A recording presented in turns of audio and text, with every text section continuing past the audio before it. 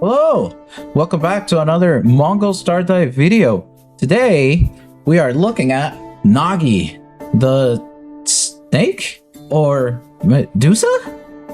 Comment below and let me know whether she is a Medusa or a snake. Now that she's here, there is a few things that you guys should be aware about pulling Nagi. So if we go to the dupe section, we end up finding out that her buffs are pretty good, but they're not entirely necessary. So if you want Nagi, I recommend you can either just pull with no dupes, you know, Z0 or A0 as they call it here. A0, A1, A4, or A6. That's what I would recommend. No more, no less.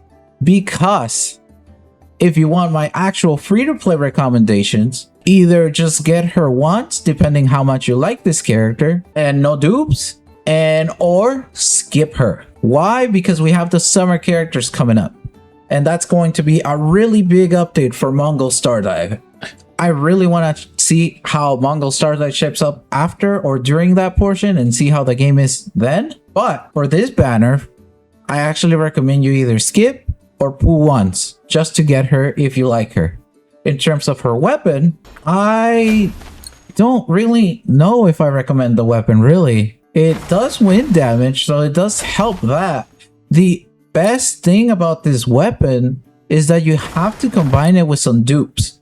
So to get the most benefit out of this weapon, you actually need the dupes. It's kind of weird to explain, but it's because of all the buffs that all the dupes do, you know, up until A4, that when you get the weapon, it actually will help the weapon and your character a lot. Other than that, it'll just feel like a powerhouse. It is just a damage thing. It is not like that gimmicky, right? Like previous weapons. So it is just damage for the most part.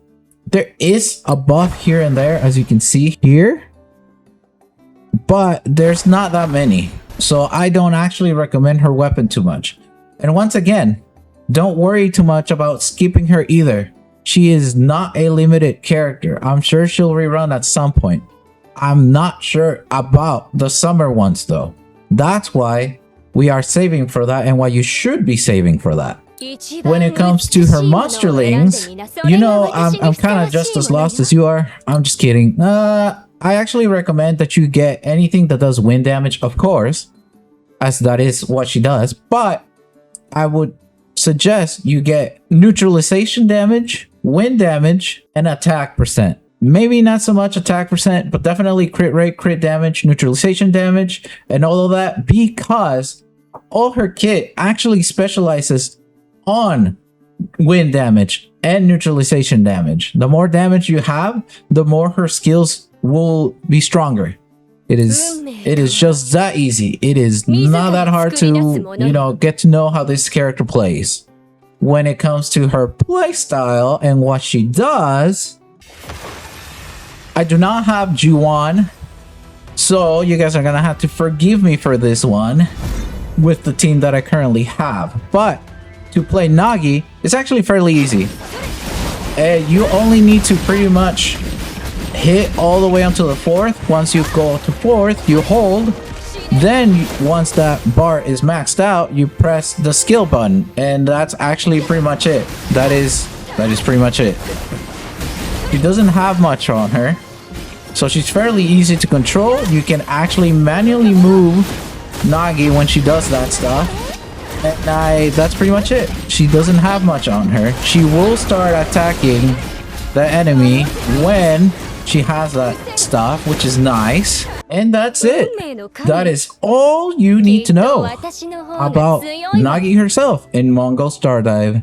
So if you guys like this video, please make sure to like, comment, and subscribe, and let me know, are you pulling for Nagi? Are you skipping Nagi? Is she a snake? Or is she a Medusa? Please let me know. I have recently made a Patreon, so if you would like to support me and my channel, the best way to do so would be to go through my Patreon. With that said, and I will see you guys in the next video. Have a great day, everybody. Bye-bye. I've had enough of you, so